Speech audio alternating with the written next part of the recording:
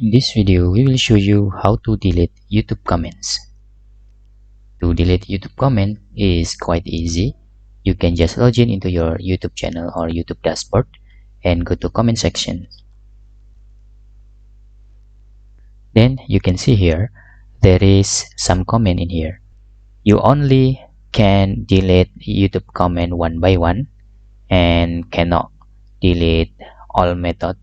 To delete the comment, you can just click this action menu and select remove.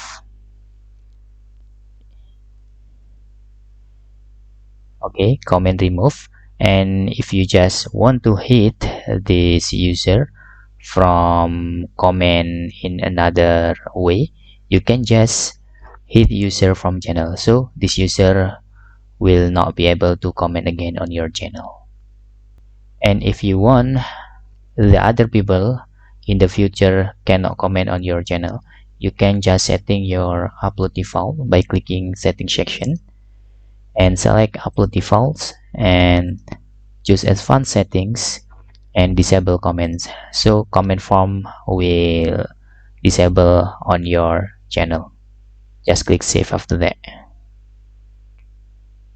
Hope this video helpful for you.